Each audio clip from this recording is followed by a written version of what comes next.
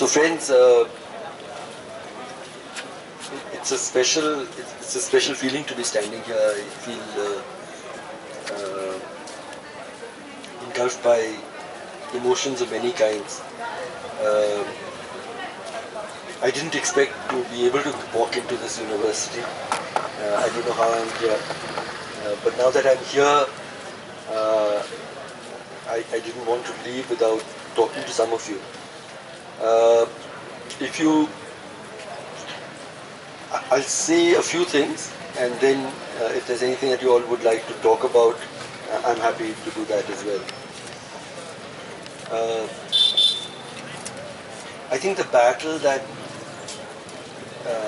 has been stirred right here on this square and has grown and spread to many campuses, not enough, but to some campuses, is a very important one. It's an important one not only because it is important to defend the right of young people to dream. And there can be, any attempt to cut the wings, to clip the wings of your dreams, will make the country and its people poorer in many ways. If you look through history, every major change for a better world has really started in the dreams of young people. And what we see here, right here in this square, and what happened in this university, and then in JNU, and then in smaller and bigger ways now, the spark is lighting in many different parts. We're seeing an attempt to tell students that some dreams are not permissible.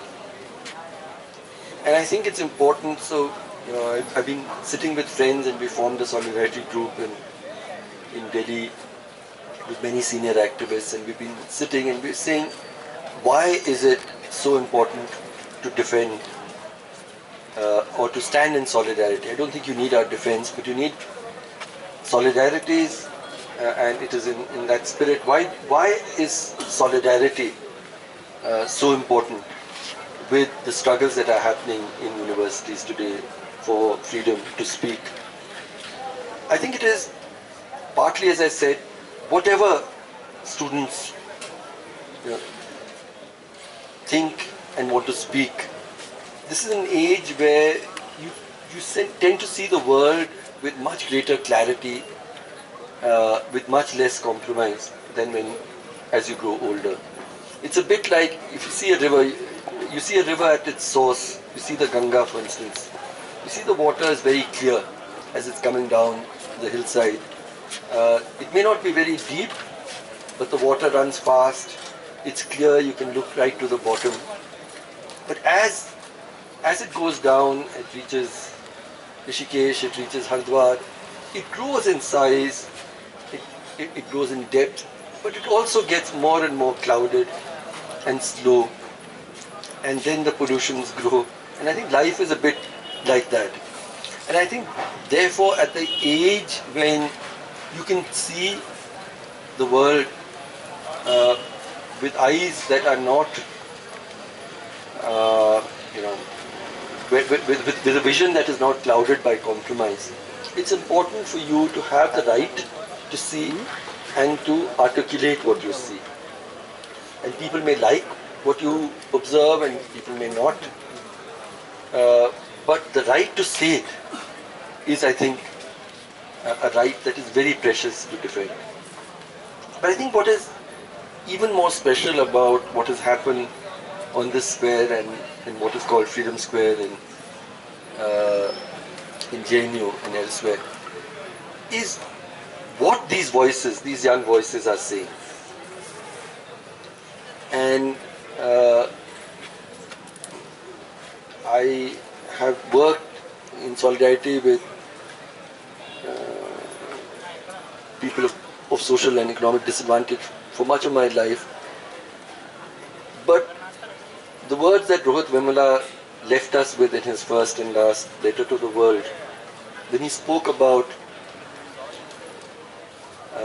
every human being being made equally of stardust, and yet his not being able to escape the fatal accident of his birth, I think it was an indictment of everything that we have achieved and not achieved in the last 69 years of India's freedom.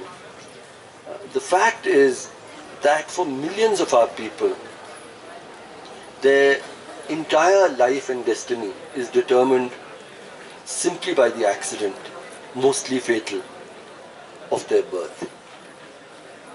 Many of us who have opportunities in life have it for no better reason than we chose our parents well. If we had chosen our parents differently, we could have been leading very different and far more difficult lives. I think also what is extraordinary about many of the young voices of Rohith, of Kanhaiya and others is also how much they have fought disadvantage and shown us the possibilities of what we would accomplish in a more egalitarian society. Many of you would know that when because Rohith wrote about wanting to be a science writer like Carl Sagan. Carl Sagan's wife was sent this letter, and her response is very poignant. She says that Rohith's predicament and his letter are a reminder of how much human civilization has lost and continues to lose in unfulfilled potential because of bias. Unfulfilled potential. How do we know out there, among people you see laboring on the streets, sleeping on pavements, children knocking on windows, how many poets, how many scientists, how many philosophers, how many singers, how many people who would have enriched our world, how much potential is lost to all of us forever because of the enormously unequal society that we have built for ourselves. And I think that Rohith's letter and what has followed in its wake in JNU and other campuses, these many voices are reminding us about how unacceptable it is to continue to have an India where everything about the rest of your life is still determined for millions of our people simply by the accident of their birth. So your birth determines if you'll have an education, what kind of education, how far you'll be able to study, what kind of nutrition you'll have access to, whether you'll have access to clean water, health care, whether you'll have to defecate in the open, and so on and so forth. Every second Indian today is below the age of 25. And never in history have there been so many young people in one place at one time. And probably never in history in the future will there be so many young people together, because we'll start having smaller families.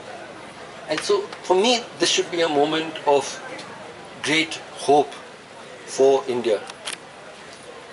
But in the enormously unequal world that we have built, what is the destiny from the accident, mostly fatal, of so many millions of our young people's birth? What does destiny hold for them still? How many of you would know what percentage of young people are able to complete college, any kind of college?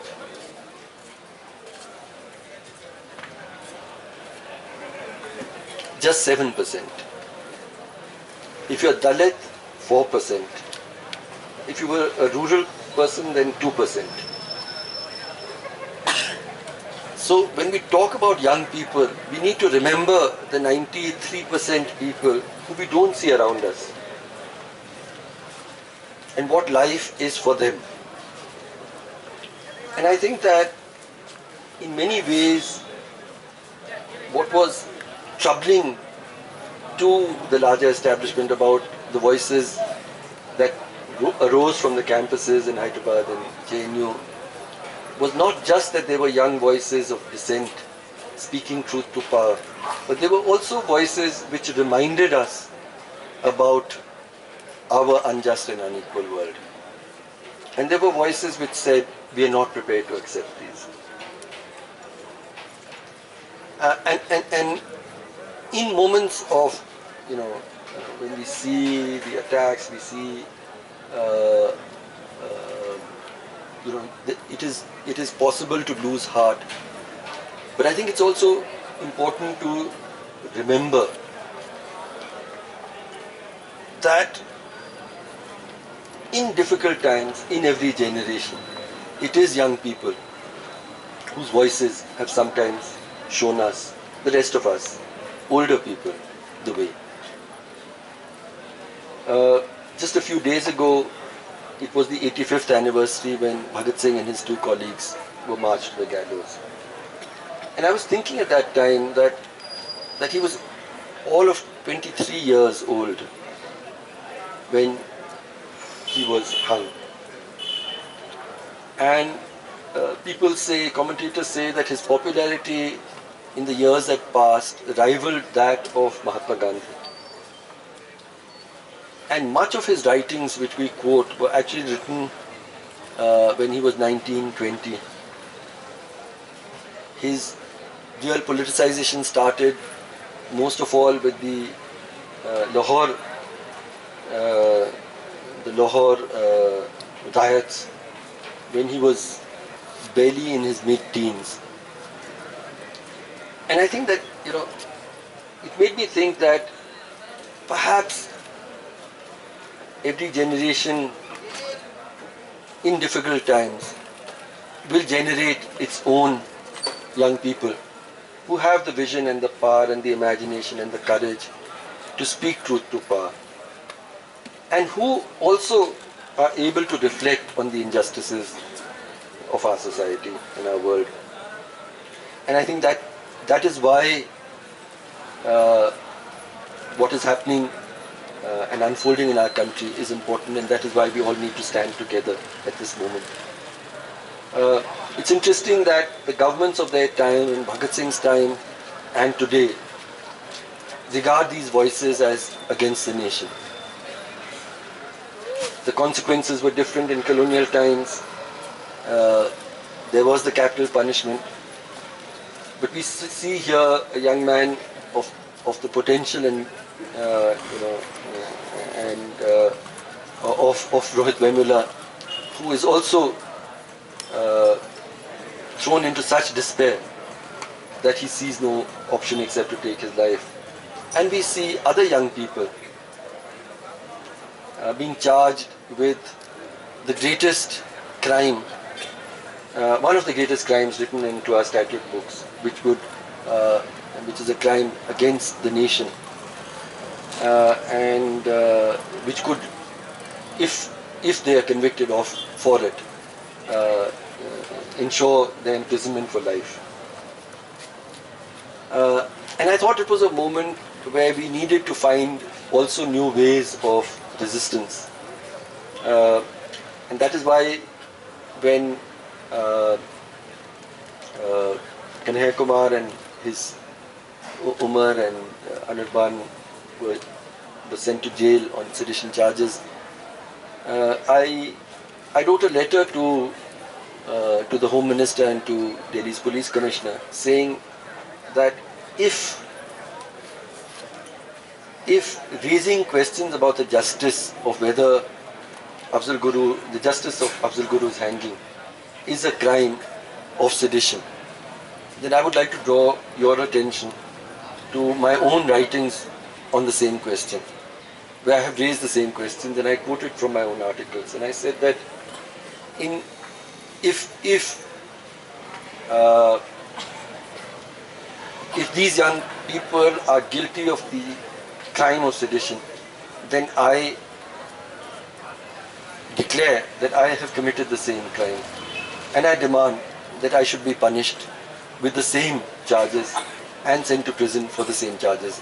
And I believe that hundreds, thousands of us have to come out in a form of civil disobedience for the moment that we live in, to challenge this notion of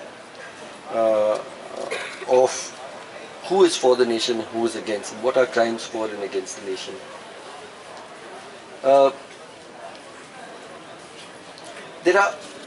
There's also the question of outrage. What is it that we feel is intolerable to us? And here I remember what Anirban spoke, and he asked, what is the boiling point of your blood? What is the boiling point of your blood? Does your blood boil when you see children dying of avoidable hunger, of children sleeping on the streets, of people being denied health care, of people being oppressed because of their caste or their religion, of human rights denials in areas in terms of holding the country together or whatever? What is it? And I think that the problem of the point that we have reached collectively in our country is that the threshold of the boiling point of our blood has gone too high. We see injustice around us and we turn our faces away. And I think it is the reclaiming of outrage against injustice that our young friends have reminded us about. They've also reminded us about the real meaning of freedom as Kanhaiya said, freedom not from India but within India, and the reminder that freedom is fractured and incomplete for millions of our people based on the accident of their birth. And I think there's something else also that I learn from these young people, and I'm proud to be able to stand here and say that I'm learning from people who are less than half my age, because when I can learn from them, it gives me hope for the future. And and this third lesson that I wanted to briefly talk about was the lesson of solidarity. The idea that injustice anywhere to any of my fellow human beings is injustice that I will feel and rage against and resist. So it's interesting that Rohith Vemula, as an Ambedkarite Marxist, as he described himself, as a Dalit, got into trouble and was described as anti-national for raising the question of the victims of Muzaffarnagar riots and the justice of Yaqub Memon's hanging. Likewise, Kanhaiya Kumar got into trouble for raising the questions of Afzal Guru and Kashmir. And it is interesting that of the three, Umar Khalid, who was a Muslim, did not raise his anger and outrage and battles were not for injustice against Muslims but injustice against the Adivasis. And I think this larger lesson of solidarity with the joining hands of people regardless of their identity and their birth and their gender and their class and their caste and their religion and their age, standing together unitedly to fight the politics of injustice, of hatred, of division, all of these is something that we must learn from these young people. Many of us are being challenged about whether we are for or against the nation, this nation that we live in. And I think we need not to be defensive. and I have been repeatedly saying, the defense of the students in JNU is not that they did not shout the offending slogans. Whether they did or did not, and the videos were doctored and who doctored them is an important question, but it's not the central question. The central question is that regardless of whether they raise the slogans or not, they should not be criminalized. They must have the freedom to raise questions even against their nation. I liked very much what Nivedita Menon said. She said, you know, the fact that I love my country does not mean that I claim it is perfect.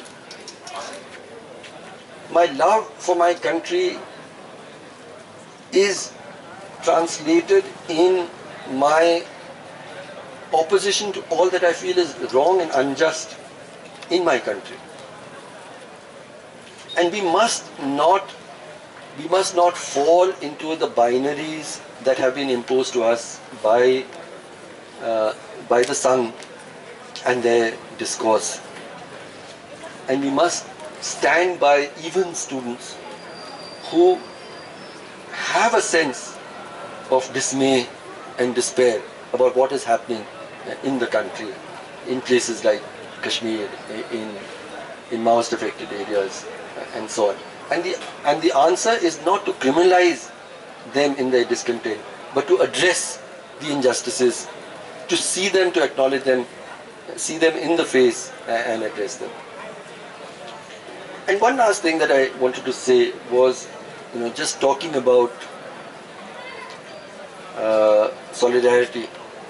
Dr. Ambedkar and the constitution that he gave to us speaks in its preamble of justice, equality and freedom.